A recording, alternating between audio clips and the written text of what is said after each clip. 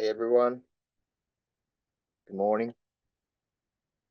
Um, Let me quickly set this thing up and we can go straight ahead to the presentation. For those of you that don't know me, I'm Fabrizio. I'm doing my PhD here at Goethe and I'm in the first year. So let me share my screen. Let me go ahead. So, okay, let's just get started because so that we can get to the point where we can actually see some interesting stuff. All right. So yeah, I'm Fabrizio. Doing I'm on the first year of the PhD here at Goethe, and yeah, I'm working here at the data center at SAFE, and today I'm gonna present to you guys how to access and process financial research data.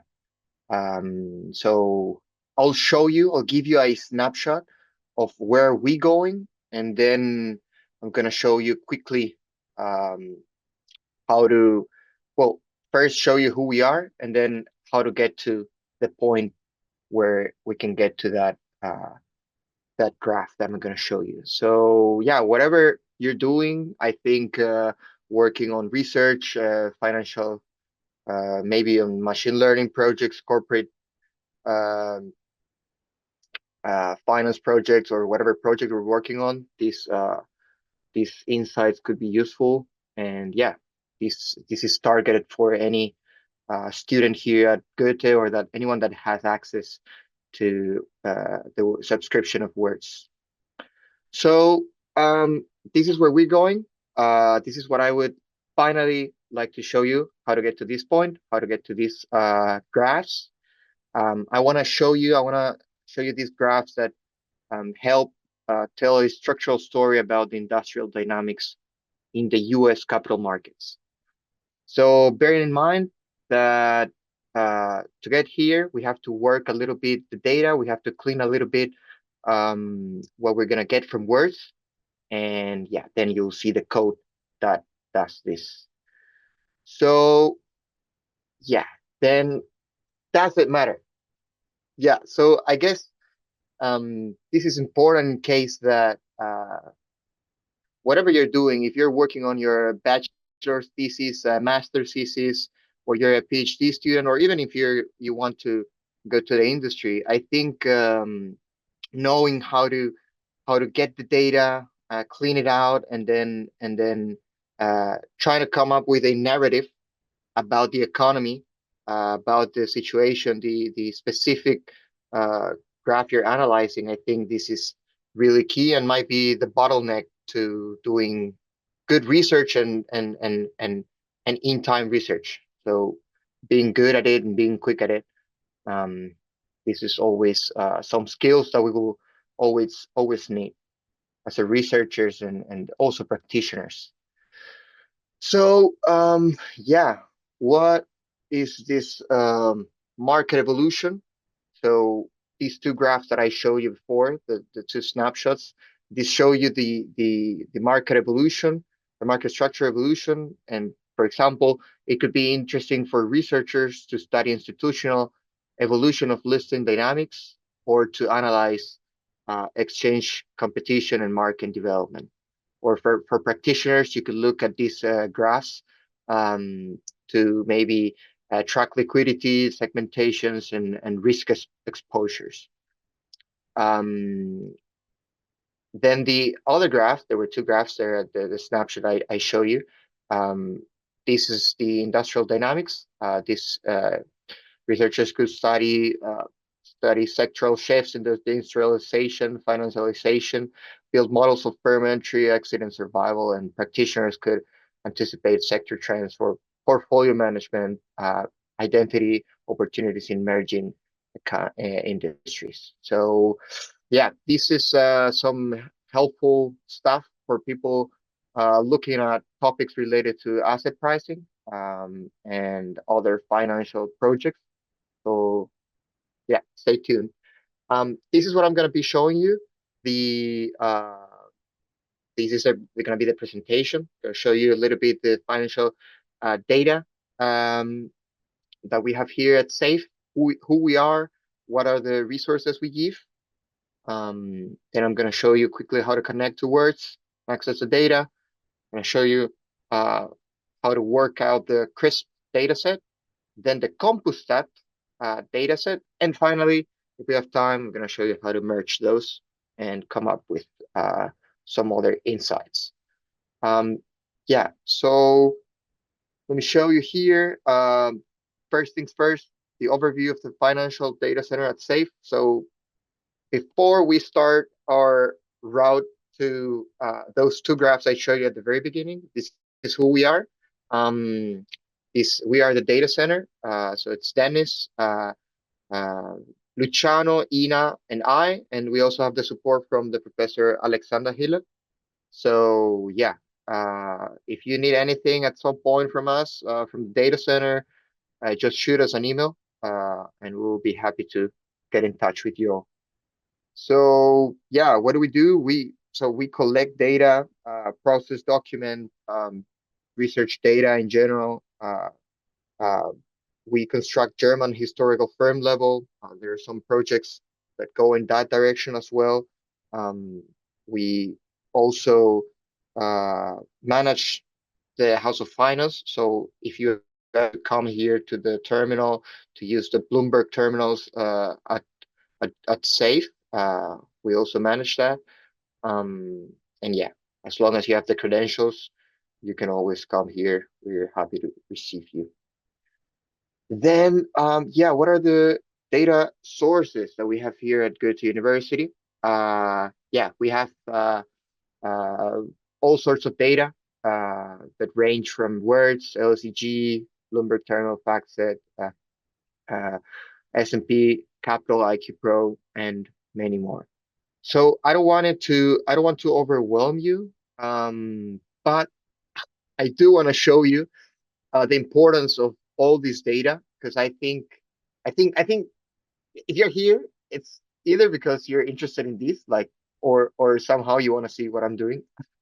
So yeah, I think the takeaway from this presentation, apart from what I'm going to show you how to work out the data, I think it's this important data stuff that we have.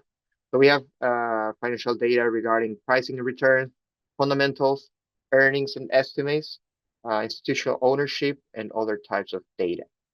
So here I'm just showing you a little bit the data set. In these first two examples, some papers that have been written using these datasets and the questions that they use. And below, I'm also going to give you some questions that you can come up that could be interesting using the datasets that we have here. Yeah, as you can see, this is all very important for everyone working with empirical finance.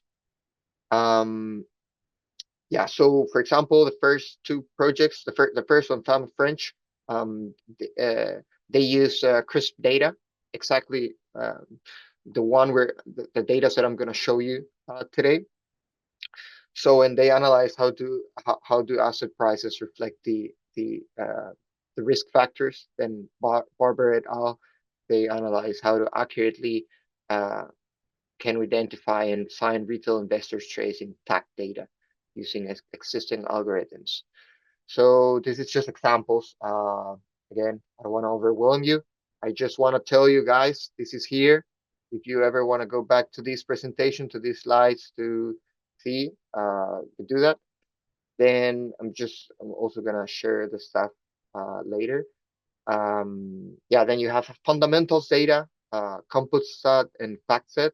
You have these two papers, for example, where they analyze how the accounting information predict stock returns and how the firm fundamentals drive investment strategies.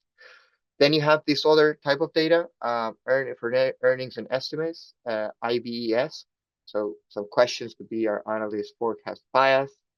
How do earnings surprises drive short-term momentum? And then this other type of data, institutional investors from Thompson 13F, and FactSet ownership. Yeah, you have two more questions here. Do institutional trades predict future returns? Do institutional investors drive corporate social responsibility? And finally, if you are into ESG or people board, you have these other data sets that you can have access to and through safe. And yeah.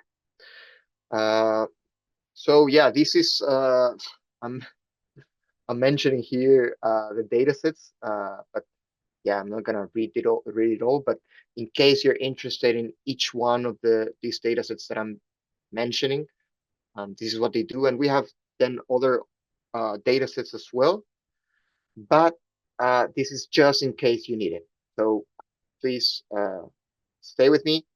This is just an example of the data we have.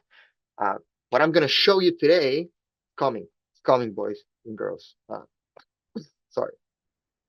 So now, how to connect to words and access the data. This is really important because depending on your situation, whether you are a student, a PhD student, a master's or bachelor's, you can have access to words in different ways. And for example, so well, what is words? First things is a subscription service. Uh, So institutions subscribe to different data sets like Safe. And if you have access to Safe, then you can have access to words.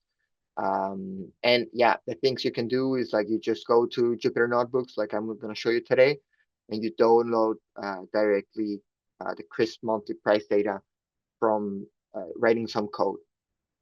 If you don't have access, like us PhD students or maybe professors, because we have a credential, then I can also show you how to do that. How to connect. So yeah, I'm gonna show you. First, what is CRISP? The data that we're gonna get from words, stock US database. Remember, this is what Fama and French use. So this contains end of day and month end prices and primary listings for NYSE, NYSE market, NASDAQ, and ARCA exchanges, along with basic market indices. It also contains market capitalization. Market capitalization, remember this word, I'm going to show you later also. Shares outstanding, trading volume, security listing information, and corporate actions. And yeah, all data series beginning December 31st, 1925. Why is CRISP important? So CRISP, you can find it through words, and it's really important, as you can see in this graph, because the evolution based on the top 3 finance journals, you can tell that many of these top economists or financial economists or just researchers that they publish in these papers, they use CRISP the majority of the cases, as you can see there. Then Compustat is the number 2, which is the other data set that I'm going to show you today. And yeah, then there are other data sets that are also used, but yeah, this is just showing you the importance of CRISP and Compustat that I'm gonna develop further. So, okay, now slowly getting into how to get actually how to get to the point where we get the data. Okay, so to get the data, there are 2 ways. Either we build a query uh, on the Words webpage and then use a Python API, which is similar to what I'm going to show you. I mean, it's if you have the credentials, you can do that this way. Or the other way is that if you don't have the access, the credentials, then you can have a DataPath account in the safe data room.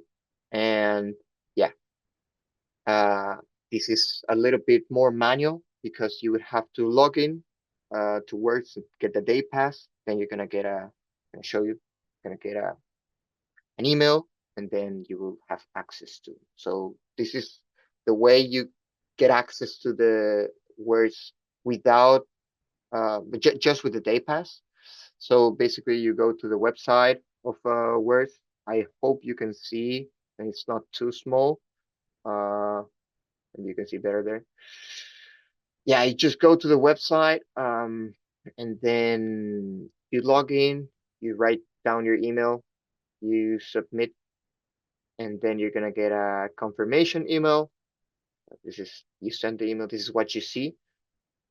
You get this confirmation email. You get a link, and yeah, the link is valid for 1 day to use Words, and then yeah, then you can just go directly to Words, open on your computer, Words, and you can go directly straight to the data sets that you need.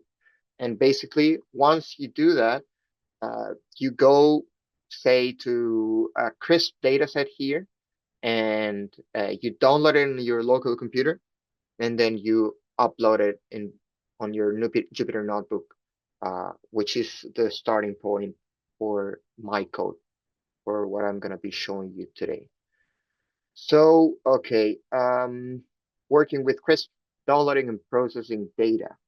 Yeah, I'm gonna go now to the Jupyter notebook, but first, if anybody uh, has any question about what I'm saying, please feel free to interrupt me or to ask me about if something is not clear. Yeah, just shoot me a message, an email during the presentation or afterwards. That's fine.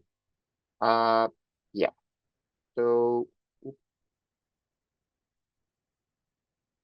there we go.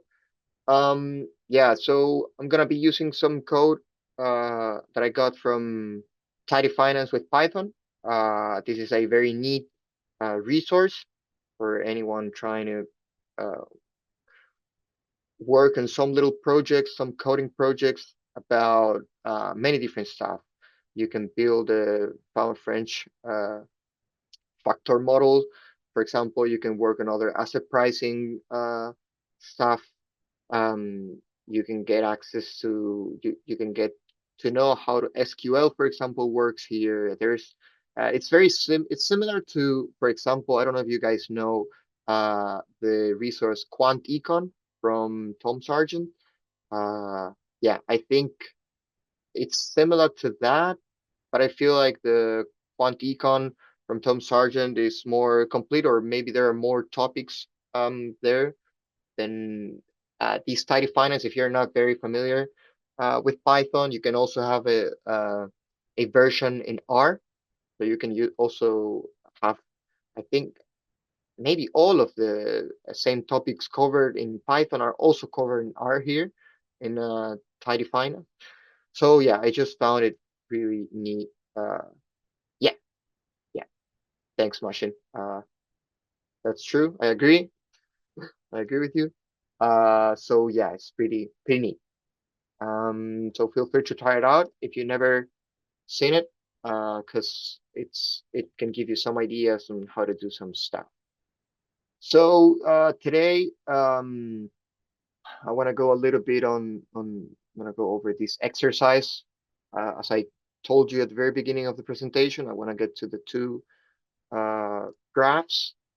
But first, we need to access words. I mean, I've been talking about it. I'm gonna show you now how to access words and then explore Crisp. Um, and yeah, I'm gonna show you how to download and prepare Crisp data. So yeah, let me go to that because I'm talking and not doing, and I like to do. So whoops, let me go out of these. Boom. Here we are. All right. So this is, I hope you can see my screen still here. Yeah, your screen sharing is paused. Oh no, I think you can see it now. I mean, you should be able to see it now. Uh, if you don't, please let me know. So just gonna continue. So, yeah, I mean, we're gonna be talking about these little topics here. I guess I don't really know. I don't really know what's the background of people listening. So I'm just gonna go over the code as if you can have access to this, because you will have access to this, and then you can go back to anything you want to run. Uh, and then maybe if you want to tweak the code, like you want to use it, that's fine. Just gonna show you quickly, I mean, running each of the things here, how it works. So yeah, I mean, before we start, just wanted to say something little bit uh, about this market capitalization, which is what I said before. Uh, I mentioned before to have it in mind. So why did I choose? Why did I choose this topic? Why did I do I think it's important? So I think it's important because it's this is a size-based segmentation of the market. So firms are typically grouped as large, mid cap, or small cap uh, when we have to analyze the economy and the specific scenario of the data we're looking at. And these groups often behave differently in terms of risk, return liquidity, and sensitivity to macro conditions. So these market capitalizations is just the ranking where you would put the firms you're looking at. Of course, bigger, large cap firms have a larger impact in the economy. So sometimes you have to uh, take it with a grain of salt, what you're reading and what you're looking at. Yeah. Then number two, the impact on aggregate market movements. So market cap weighted index, like the S&P 500, are influenced heavily by large firms. And yeah, then the proxy. It's also important for the proxy of economic weight or influence, because the market cap reflects investor expectations about um, future cash flows, uh, and therefore becomes a proxy for a firm's or a sector economic relevance. I'm making it bigger because I don't know if you can see it well. Maybe that's fine, so that I can then go over that. So I just want to make a quick pause. Just feel like I'm talking about um, some different stuff, and I can confuse you. Maybe I overwhelm you might be the word. Um, so I just want to say that what are we trying to do? Like, why are we doing here? Why are we doing this? What are we trying to do with this graph? So at the end of the day, like we economists, we want to try to come up with a narrative about something we see.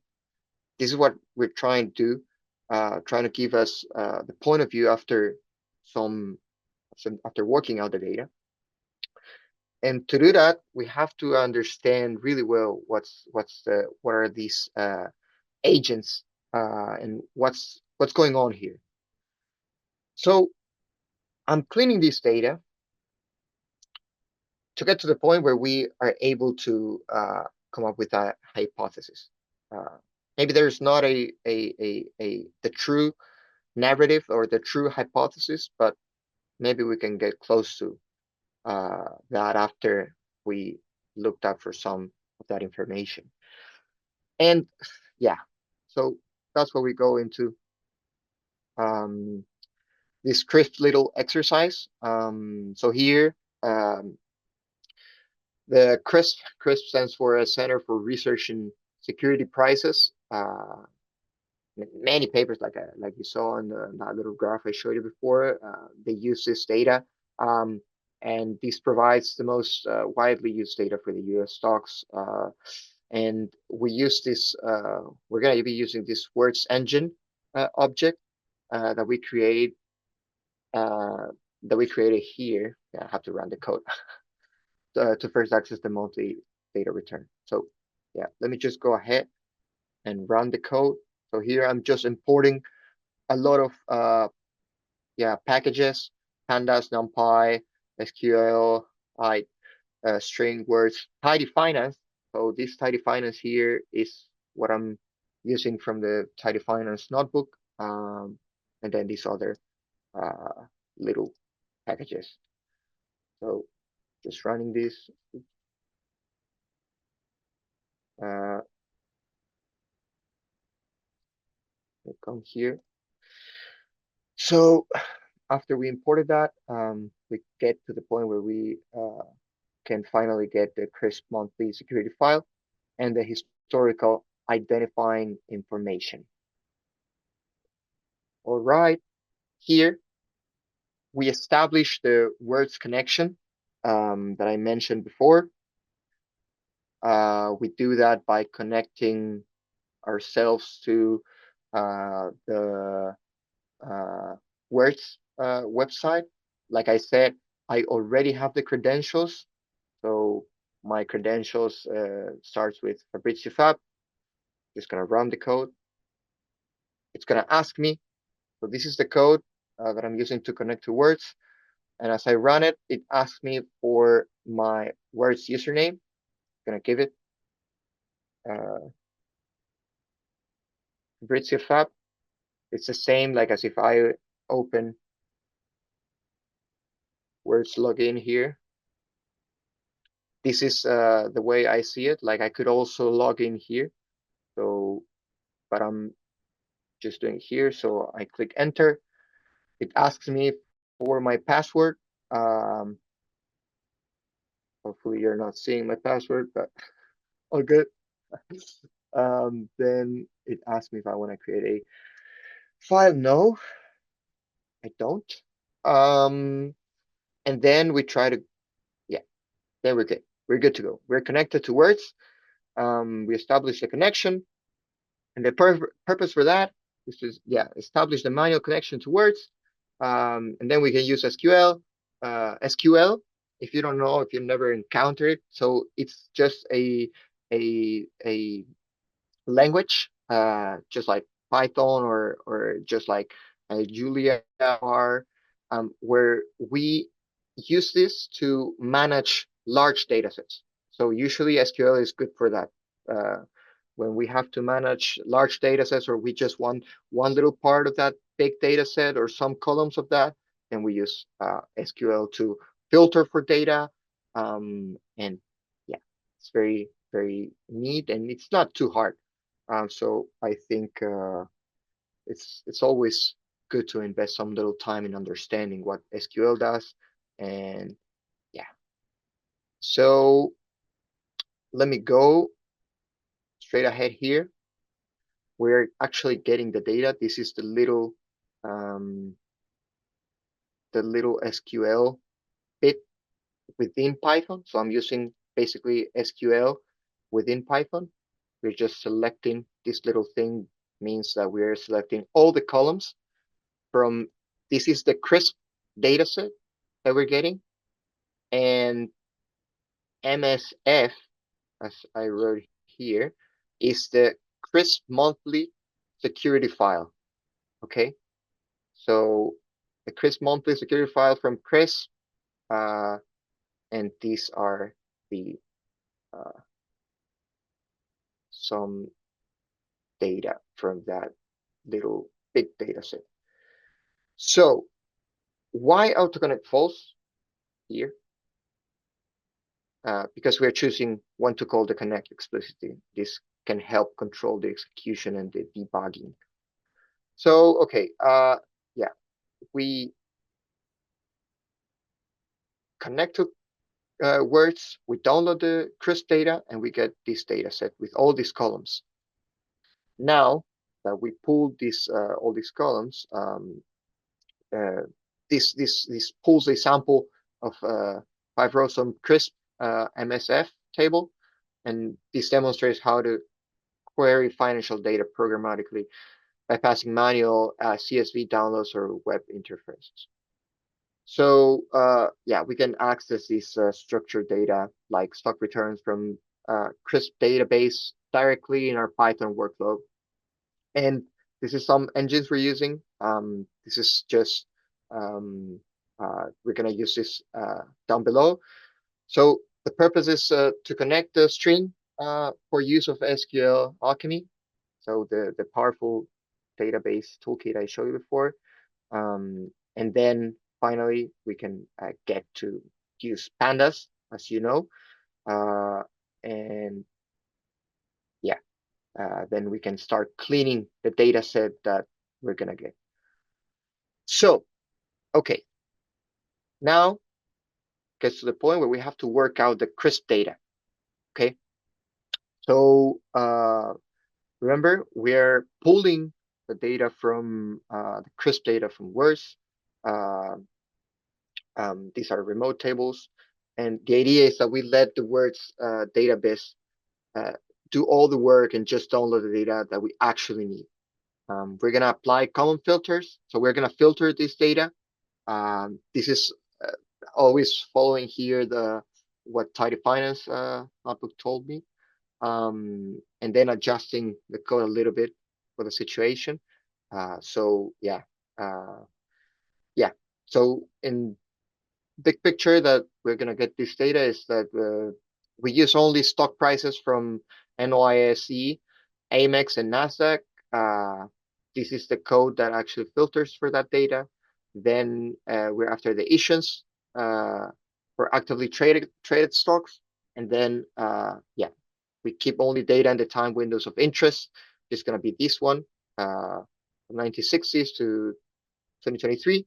Um, and then we keep yeah, the US stocks as identified by no special shares. This is other filtering that we're doing here. Type subtype common stock issuers that are a corporation. And finally, we keep only months within terminal specific start dates and the end dates. So what is this? Uh, Actually, I am putting all these names down below so that because this is all like also when I was looking at it for the first time, like, what is this? Like, what are we doing here? So I went to see all these what everything means, and I wrote it down, like you will see here down below, the column, the meaning. Um, yeah, you can explore this. Uh, if something is not clear, you can also always go back to it. But yeah, basically we're specifying this the time frame. We are getting the data using SQL. We're filtering. This is the filtering um, for everything we're gonna need.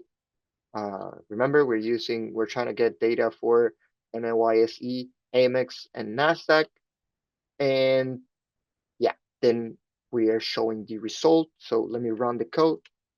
Uh, Loading. Um, let's see, it run. Well, is there an error? Why is there an error? Maybe it took too long.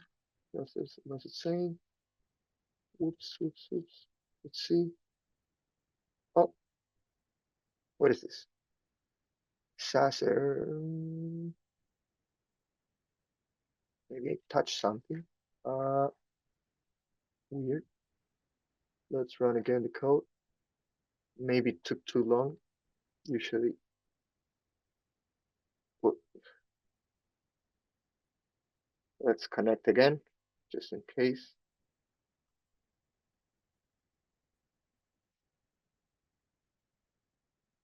Mm, okay, all good.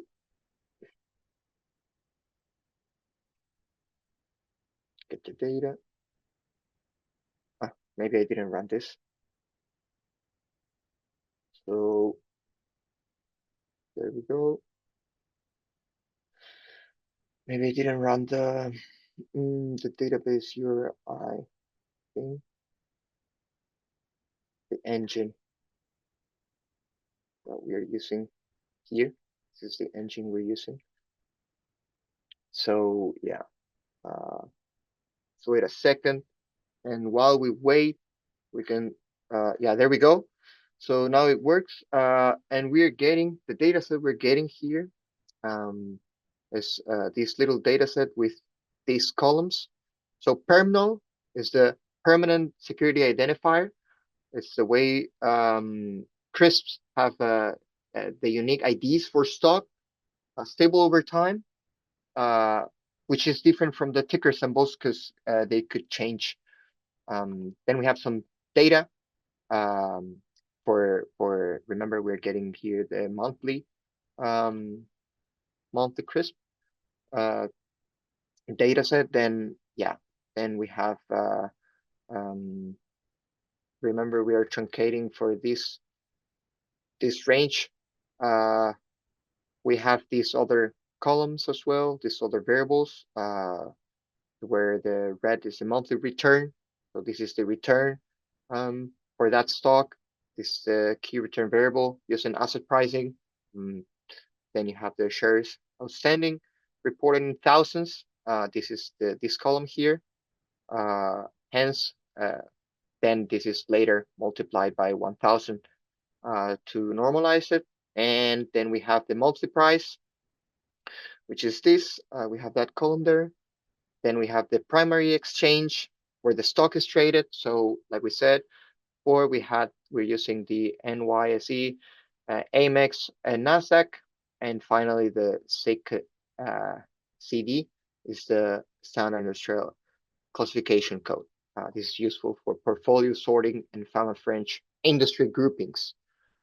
So yeah, this was just more of the filtering that we're using. So I'm just explaining this big chunk of code where we are selecting and then filtering. You can have a look later, but yeah, it's basically just filtering data. Then we can go ahead here and key select the variables from the CRISP table. So we want these two columns. We're gonna clean this with this little chunk of code. All right. And then we apply filters to keep the US listed active and common stock corporations. So yeah, we're only including stocks listed on those three exchanges, and we use the data within the range and value trading windows. We are requesting the unique stock identifier, monthly calendar date, the return, the unadjusted last price of the month, the number of shares outstanding, the listing exchange, and the SIC industry classification code. Okay, good. This is some tedious part of cleaning the data, I guess, but I guess nobody escapes from this. So yeah, then we go ahead and create a new version of the data set where the date is shifted forward by 1 month. The market cap value is carried along as a lag value, and then now each stock and month we have the previous month's market cap in the column market cap lag. So we're getting there. We're getting there. We run this, hopefully, yeah, all good. Then we go to this function here that translates the exchange codes. I mean, this is just for easier notation. We get the NYSE, the Amex, and the Nasdaq, and this function maps 4-digit SIC codes to broad industry sectors following Value, Engel, and Mari from 2016. So we run this as well. And then we're also gonna segment this into the manufacturing, retail, finance, services, and other industries so that we can explore that, like I showed you before here, so that we can explore this structural story about industrial dynamics in the US capital markets. Yes, so we run this code as well. And we also clip to a minimum of -1 since no stock can lose more than everything. Good. Yeah. Then we go to the part where we are downloading excess returns or market capitalization. So here you can also work this out on your own, following the tidy finance code, like how the way other researchers did. Here, tidy finance gives you that chance, and also it already gives you some. It has like a remote data set that you can simply download for easier access and manipulation of the data. So I went ahead and did that. Uh, but if you wanted to, you can also have access to the other thing that Tidy Finance does. And we run this, and we go to this, and we see the tables in this database from Tidy Finance. So we have this code that runs the SQL query to list all tables currently stored in the SQL database. And yeah, this is just details of what they use to get that. So here we're interested not in everything. We're just interested in the thing we're gonna see below in the monthly, in the crisp monthly. This is what we care about. So we see that's there. Okay, perfect. Then we go. I think I run this just in case of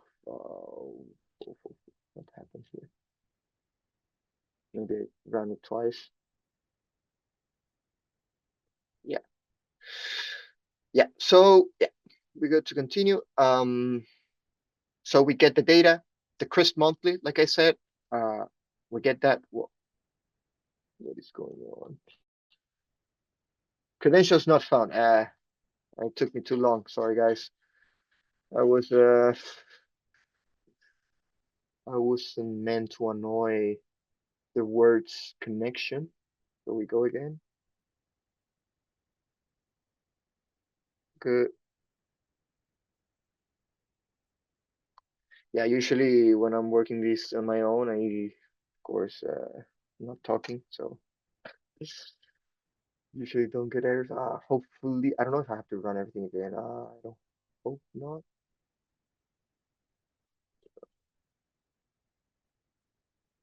Just go here.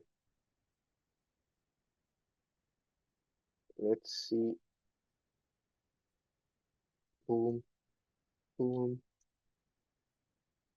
No, yeah, you have to run. Wow, I think I have to run everything. All right, just 1 second. Stay with me. Let me get to the point. I can show you after downloading, working out a little bit the data. Oops. Yeah, it's gonna take a while. Mm, Yes. Yeah, while we wait here, uh, just gonna show you real quick after we run this code that we already saw before. We separated, we prepared the data, then we download the excess returns and market capitalization data from Tidy Finance directly. Um, yes, go here. Oop. Uh, yes. Nah, it's giving me an error for some reason. Maybe I touched something. Why is my credentials not found? Ah, yeah, yeah. Oh, I think mm, mm, mm, mm, I deleted this last minute yesterday, thinking I was not gonna need it, and apparently I do need it. So basically, uh, when you see here, uh, what's going on here is that when I establish the connection, yeah, it tells me to enter my name, my username, then my password, and then it asked me to create a file, which I said no because I actually had it yesterday. I was running in the code, and that's somewhere where it's just a little file where you put your username and your password so that you don't have to type it every time, and so that the code just refers to uh, that little YML. What is it? It's the yeah, config.yaml file. So here in the just here, you have the document, little document there, and yeah, so that the thing uh, works directly. But so the reason why I deleted it is because my password was there, and like I don't use many passwords. uh, so yeah, I just wanted to avoid any leakage. So okay, what I can do is I can try to write it down here. I think um, I may just go ahead and show you the code and not run it. But yeah, here you would need to write this down. So you would need to create the YML little code. You can maybe also ask ChatGPT so that um, it does it for you. It's very easy. Like at the end of the day, this is the only thing you have to set up. Uh, and yeah, then you can go ahead and see. So yeah, I don't want to lose time on that, experimenting on that. So luckily, oh yeah, luckily I have the code um, that I run before, and you can see here. So let's just not stay in that error and get going. Let's get going. So we have this crisp monthly market cap data that we end up downloading from Tidy Finance. So you open a little database connection with Tidy Finance. Check if the connection is active. Here, uh, you'll check that, and yes, it's active. In case it's actually active. And this code, what it does is it saves the crisp monthly data frame that we prepared earlier as a table in the SQLite database, and we call it crisp monthly. Just some conditions, and boom, we get it. So finally, we get to the point, to the snapshot that I showed you at the very beginning. And you can see that we run this code. That, so this is the first glimpse of the crisp sample that I was showing you before. So this code is performing just explanatory data analysis and visualization of that crisp monthly data frame that I showed you before, to examine the historical count of listed securities by exchange. So we are interested only in these three exchanges here for the time frame we specified before. And then, yeah, we write the code to plot the data, and we get to the point where we have the monthly securities by listing exchange. So I want to pause a little bit again, because I was talking nonstop about code. And yeah, if you were doing something else now, it's some time to come back and look at the graph and try to think, what is it telling us? So what is the, so I wrote it below, but yeah, just look at it. Look and think. What is this graph telling us? So it's just the monthly number of securities by listing exchange. And the green line is the NASDAQ, the blue line is the NYSE, and then the AMEX is the red line. So here, this red line of AMEX, this listing exchange, we can see that after 1973, 4 maybe, there was a decline in the number of securities listed in AMEX. So you can see AMEX shows a declining trend over the last decade, last decades. Then NASDAQ, which is the green one, This overtakes a number of listed stocks over time. And then the NYSE, they have the longest listing history since they start here, very close to 1960s. Yeah, and then they end up in the data range that we specified before. So yeah, this is just a plot that offers a snapshot of market structure evolution across the U.S. Stock exchanges.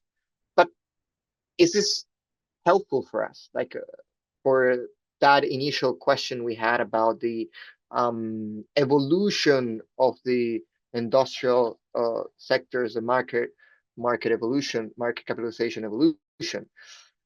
We can do better. We can do better. We can continue with this little second glimpse of the crisp sample, where we're gonna see some um, monthly number of securities by industry.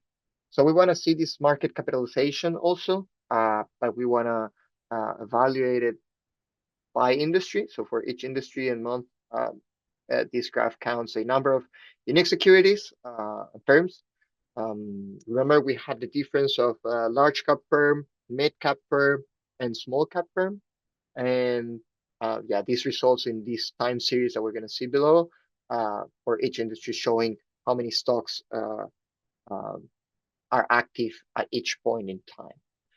So this is just some little code that we use here to plot this graph. And again, oops, there a way we can just avoid that. Oops. Yeah, maybe there. Okay, just look again at this graph. Okay, so before, let's recapitulate a little bit. We're looking at the number of securities uh, listed in the three exchanges. Now we're seeing the number of securities by industry in those exchanges. And we can see that this huge green line here, this should be manufacturing.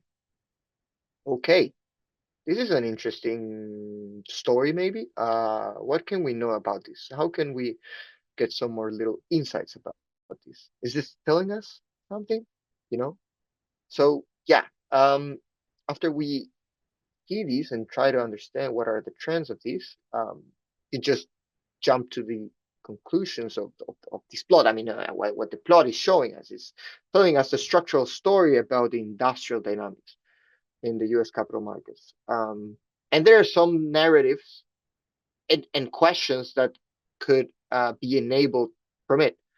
And I think before I show you what are these narratives and questions. So yeah, guys, sorry, I don't really know who is like maybe some of you are already in your late stages of research, and this is like what I'm gonna say, not very useful, or you're starting. So this is just a little thought that I had when I was preparing this. Like I think this is it's this is what research entails, I guess. So you come up with this little graph that maybe your professor, you're working as a research assistant, um, and your professor told you, hey, please get me this time series, show me what is the number of securities by industry. You come up with that, and then you start thinking, okay, I think this is the nice part of the research. I mean, this is personal point of view for sure, but try to come up with something, try to give meaning to maybe just one random little graph, and try to come up with an idea is what I think should spark the interest of a researcher that is trying to come up with something new.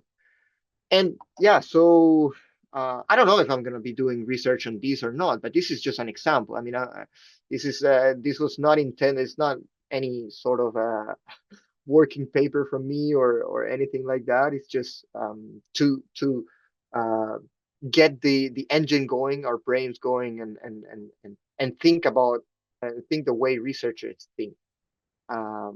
Yeah, for all of us that are baby researchers here in this PhD life or post PhD life, postdoc life or whatnot. So let me go to these points that I wrote here. So this plot could be the rise, could be talking about the rise and the fall of manufacturing for most of the sample period. So we saw that the manufacture industry dominates in number of firms. However, it peaks in the 90s, you can see here, and it declines thereafter. What can we explore about that? So this is due to maybe offshoring and globalization. This is what's causing this downturn in this manufacturing industry. Is this industry consolidation, or is this more like a shift towards service and tech economies? So yeah, uh, this is something that could be looked up. Maybe you can write, you can get some other data from CRISP as well, maybe some other industry, and maybe try to, if you're interested in some very specific correlation between this manufacturing and other industries, you can look that up if you find any interesting results. Then second point, we could talk about the surprising rise of public administration or public administration related entities that show an increasing trend, surpassing the manufacturing. Uh, so what is public administration is this. You can see that here, close to the 2000s, 2020s, there is like a huge increase, very steep increase. So what could that mean? Some questions I could ask about what are the types of entities classified here, government sponsor enterprises, infrastructure, public utilities. Could this be an artifact of classification or genuine trend? Yeah, we also have to, unfortunately, we cannot blindly um, uh, believe what this data is telling us. Maybe there are errors, maybe you don't know about that. So you want to also go and explore a little bit what is actually behind this rise, to try to come up with a narrative. And yeah, so then we can go to the point where we talk about the industrialization. Um, this figure supports the macroeconomic narrative of the decline in listed industrial firms in the US, even if the total market cap remains strong due to a few giants. So uh, you can frame this as a shift in the composition of US equity markets and the implications of employment, supply chain, and domestic investments that you can be looking at. Then you can also look at the confrontation between the tech and the traditional industries. You can isolate tech or information industries in your classification. You can also track for the rise in tech and number of listings, whether tech growth came from new firms or survivors of the dot-com era. So yeah, that could be really cool to explore as well. Then we can look up the entry, the exit, and the dynamism. This figure is useful for exploring. Um, and then we can see the the firm turnover in each industry, the IPO waves. Maybe if you're working in the industry, I don't know if you all guys are in the PhD world. Maybe you are also working. Uh, you can be looking at this because this might be interesting for the company you're working on. Um, yeah, yeah, and whether certain industries are more dynamic um, in entry or exit patterns. So then you can look at the industrial industry financialization. You observe increasing number of firms, specifically in one of the industries, financial services, for example, or real estate. It may reflect growing financialization of the economy, so a trend since the 1980s. Uh, yeah. Yeah. So I got this point because yeah, you could be looking at the finance listing of more firms, even when GDP share is stable, or what's the firm survival rate across industries. So these are all valid and interesting questions depending on your topic. Of course, this presentation is very general, but yeah, I just wanted to talk about these this trying to come up with a narrative and hypothesis, and how can you explore further certain questions. So yeah, after that, little pause here again. These were the two snapshots initially I wanted to show you. I have like yeah, 13, 12 minutes more or less left. And this next part is just continuation of the analysis, where remember before we used the crisp data. Now my idea was to show you guys how to prepare the compustat data. So what is this actually? What is compustat? So this is and then after that, I wanted to show you how to merge these two data sets and come up with a narrative. Um, but yeah, this is just if we have time. So yeah, composite data. Why am I talking to you about this? Because yeah, it's firm accounting data that are these are important source of information that we use in portfolio analysis in subsequent chapters. So this could be like later on in tidy finance, there are other. I'm talking about the chapters referring to tidy finance, because I use it also for my own exploring my skills. And in those chapters, there are other examples as well, cool examples about campus type data. So yeah, if you guys, if there's anybody there out there doing a PhD in accounting, have a classmate, for example, is doing that, so it's cool. If you want to explore that, let us know. Here at Safe, we got you. So yeah, this is commonly used for source for firm financial information provided by S&P Global Market Intelligence. Yeah, then Compustat is global data vendor for that provides financial, statistical, and market information on active and inactive companies throughout the world. And for US and Canada companies, annual history is available back to 1950s, and quarterly as well as monthly histories back to 62. So again, what do we do here? We establish the words connection like I did before. By now, if I were to run it again, um, I would need to run it again because some time passed. But yeah, then we create some connection with words. Um, we run the code like again credentials, Fabrizio, password, da da da, and then we get this little data set here where we are trying to get to the point again. All these columns, I wrote them down below so that you see what they are,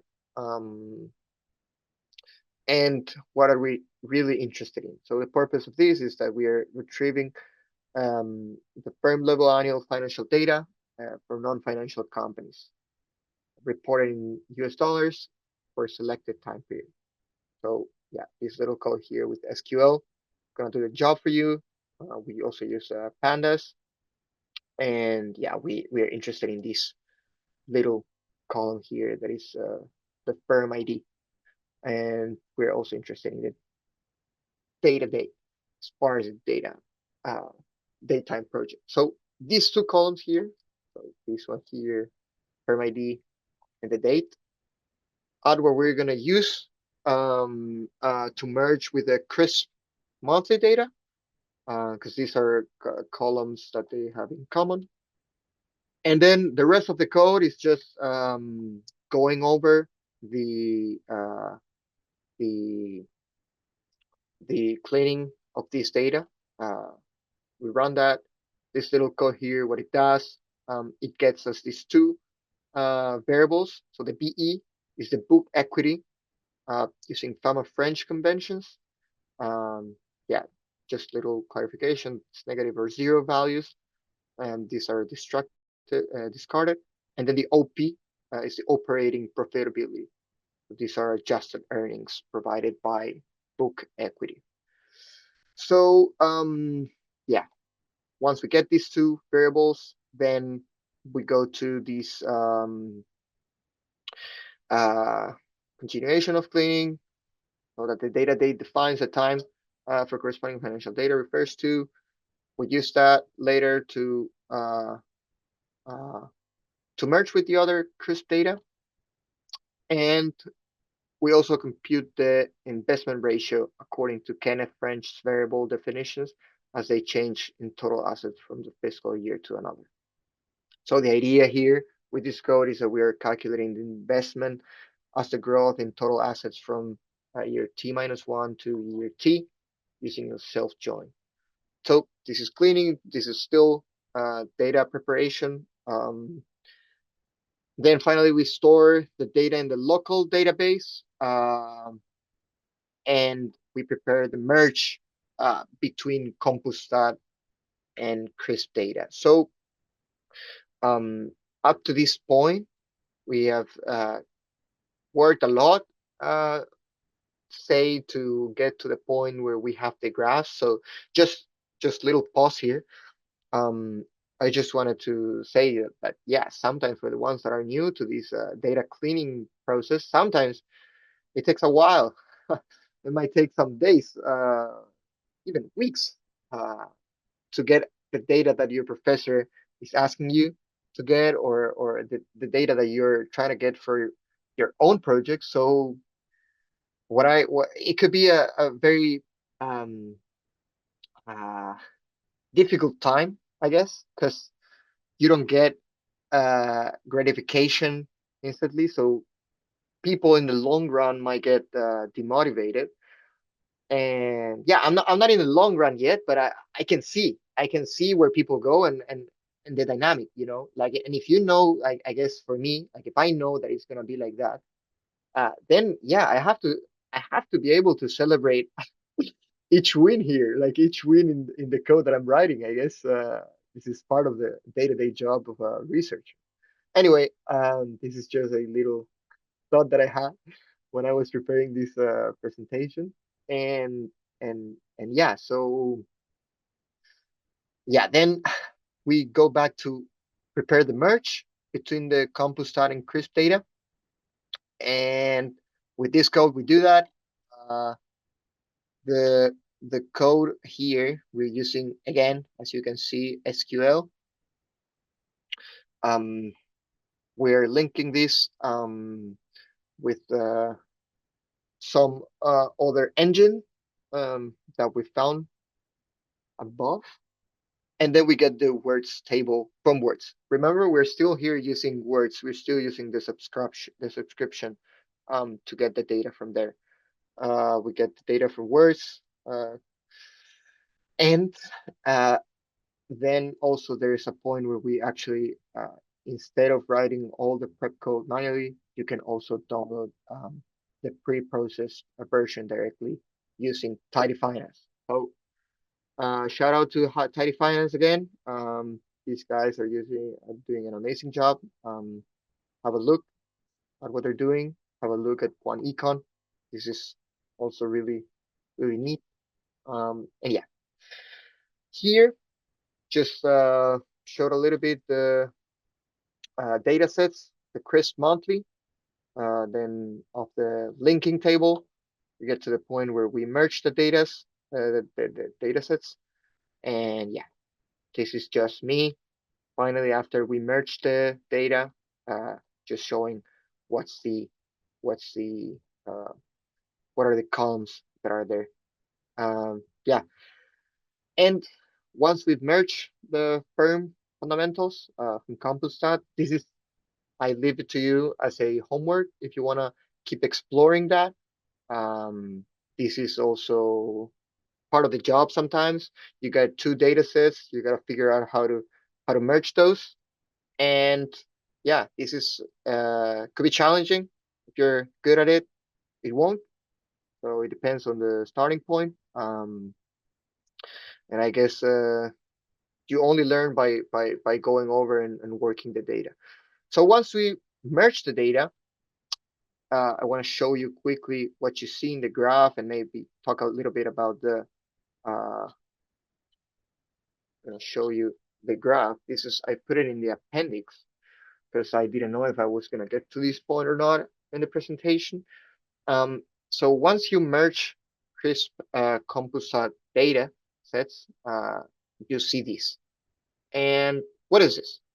We'll pause again for the third time right before we finish. I finished the main part of the presentation. And we see the share of securities with book equity values. Remember, book equity was by Flam and French the BE variable that we found, and then yeah, and we sorted out by exchange. Remember, we're looking here at the three main exchanges we worked out at the very beginning, and we see these three trends. All right, we can see again that this is the NYSE. This is the one that has the most the data range goes from 1960s to past 2020, so 2023 was. And at the very end, it ends up with the biggest share of securities with book equity values by exchange. So what could this mean? What could this graph be telling us? I wrote it here so that if you ever go back to the presentation and the code, you can see that it could be talking about the predicting returns from accounting signals. These are narratives I wrote. Uh, uh, this is like I put here some points that that you could explore using the empirical asset pricing corporate finance questions. So you could be looking at maybe the value versus the growth, the book to market equity ratios, the profitability. Maybe you see OP to explore the quality factor premiums. You can look at investments, and yeah, then you can look also at the explore the cross-sectional anomalies, maybe the size value of the companies, the momentum, the profitability, the investment effects. Can be looking at the portfolios of certain companies and try to give a sense of that those trends that we saw. Why is uh, why NYSE has the biggest share um, of book equity? For example, you can look at Macbeth and family regressions, link firm fundamentals of future returns. Can try to understand what is moving these asset returns in these companies in these specific primary exchanges. Can look at asset pricing model testing that you can use to that you can use to you can look at after the merging the data, construct the portfolios. If you're interested in, for example, constructing portfolios, some little observation here is that, yeah, for example, Alexander Hiller, that is a professor here at SAFE, he has some videos on demand where people actually, where he actually explains how to build these portfolios. And yeah, then finally, you can look at maybe the corporate finance questions if you're into that. How does profitability affect investment policies? Maybe some other macroeconomic or sector level narratives. How are certain industries, manufacturing versus tech, for example, which one are more asset intensive, and how does aggregate investment evolve over time? Can maybe link firm fundamentals to macro indicators. So anyway, I think I got to the point where I have to stop. Please, if you have any questions about anything, about the code, about the slides I was showing before, feel free to um, shoot me any questions in the chat. Yeah, uh, yeah. Just interrupt me if you want, but if you have time, I'll leave you here a link below. I put in the chat, maybe about any topic presentation that you may want to see prepare next time from the in the data center. So it's always, you saw that it's always Ina, me, and um, oops, Ina, me, and the and Luciano and Dennis. So let me see, how can I open this? The chat. Yeah, I want to chat. Not chat is here. There you go. Please write some feedback if you have it. Oops, oops. It's a direct message. Oops. There you go. So yeah, this is just a little Google Forms. Uh, yes, this is. Oh, now I'm looking at the website. How do you get? Sorry. Would it be possible to share with notebooks after? Yeah, yeah, for sure. I'll share everything. The channel, the tables and crisp.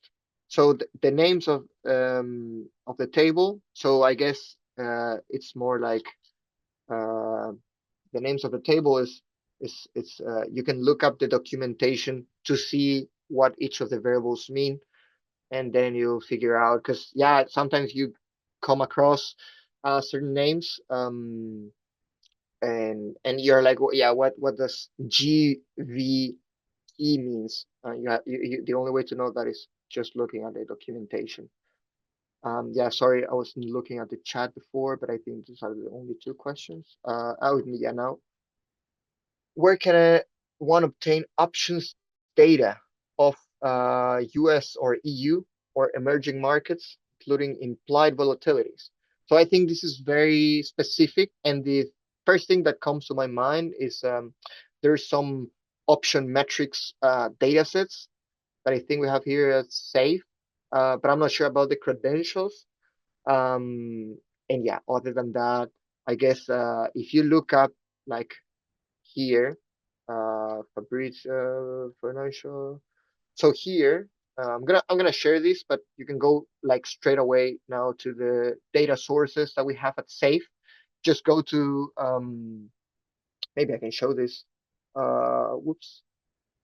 Yeah, data center.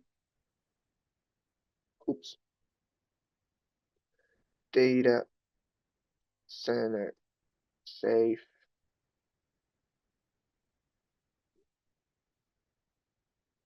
Good. Yeah. Here you go. Um, and then you see the data center. We have the databases here. You come here, and here you can explore. I hope you can, yeah, you can still see my screen. Here you have to explore for that specific thing that you're asking us. Um, if you don't see it here, then probably for that specific thing, then probably we don't have it.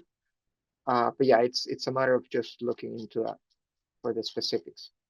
Um, yeah. So yeah, this is it. Um, just shoot me any email.